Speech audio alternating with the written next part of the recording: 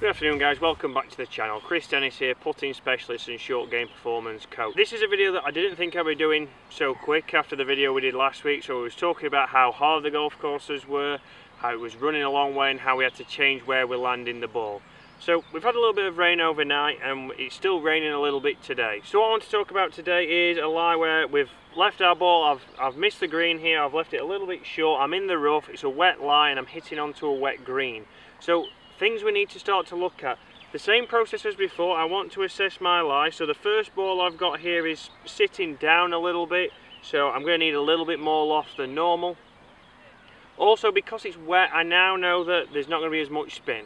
So one thing, if you're out there and it's raining or it's rained or you're out there and there's still dew on the ground, we need to take into account that the ball's not going to spin as much. So when it hits that green, more than likely it's going to shoot on. See a lot of amateurs who hit the ball onto the green, it runs 20 feet past, like, oh, I don't know why that's happened, because they've gone with too little loft, it's gone too direct and then it's chased on. As you'll know from most of my videos, I don't use the 58 very often. And I'm very much telling you most of the time to use less loft than you currently use. But today we're going to look at going to the opposite. So I've assessed the lie, I know it's wet, so let's now go and have a look on the green now where I'm going to land this. So I've walked up here now, and what I would normally be doing is I would be looking at landing the ball here. So I'll be looking at landing a pitching wedge. We talked about last week where it's really hard and the ball's bouncing. I'd look at landing the pitching wedge here, letting it run through there and run up onto the green.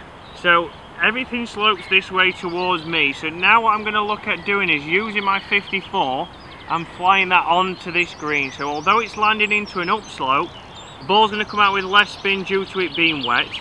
As a result, the green's also wet, so as opposed to it spinning, that ball's going to skid and run up to the flag, hopefully. So we're around about 35 yards away. So from 35 yards, we're only probably looking at hitting it to, best on tour is going to be hitting it to around about 8 feet, on average 9. So if we're inside 10 feet, we've done a good job.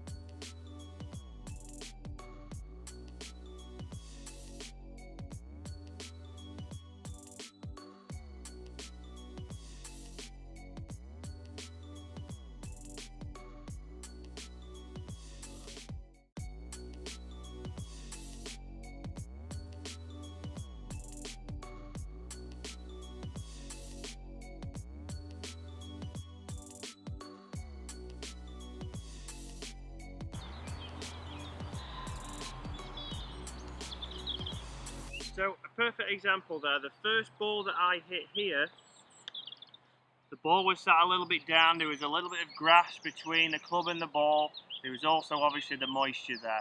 And what's happened as a result, that ball's popped up very high into the air, so it hasn't reached my landing zone. So it's something to be aware of. When we're chipping, when it's wet, when we're in that thick rough, we need to make sure we keep that speed and be positive. So the second shot, I knew that it might pop up a little bit, so I gave it that little bit more. It landed just to the front of my landing zone, and you see, even with the 54, it ran all the way up to the hole. So I wouldn't be over the moon with this one, but I wouldn't also be disheartened because I've got an uphill putt here. So anything underneath the hole here leaves me a straight, pretty much a straight uphill putt. If I start to get over here, a little bit long and a little bit too far right, I'm going to have a big breaking putt. So the miss there was short. So I was a little bit short. I left myself an uphill putt, which is not a bad thing to have, and I would have got out of there. But the problem came from my second shot, which finished 30 yards short. So this is why I'm a short game coach, not a long game.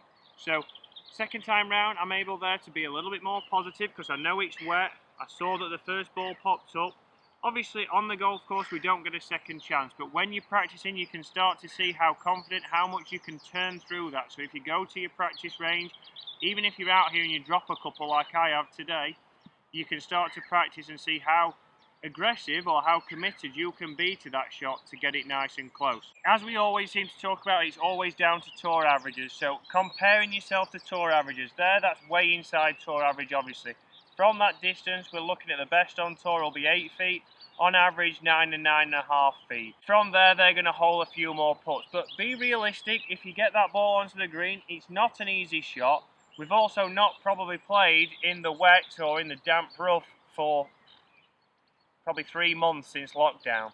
So it's going to take a little bit of getting used to, but when you're out there, start to play different shots. So after you've assessed the lie, you've seen that it's in the rough, it's sitting a little bit down, you've assessed that it's obviously wet conditions, we can then start to decide that it's not going to spin as much, so we might need to use a little bit more landing angle to stop the ball as opposed to spin, because we're not going to get as much spin as we've gone through. So guys, hopefully that's helped you out. Hopefully when you get out there, hopefully it just doesn't rain for the next couple of days to be the easiest way. But as we know, we're going to get some wet conditions, and if you can start to practice these shots, know that we need a little bit more loft, we're going to get less spin, you're going to become more consistent. And if we can become more consistent, obviously we can hit the ball closer, we can hold more putts, and we can get your handicap down. So guys, thanks for watching. I will see you again on Friday when we're going to be talking some performance stuff on Friday. But we'll do a performance drill, something that will test you, something that you can work on again when you're in your practice sessions, not just chipping aimlessly to nothing. Thanks for watching guys, see you then.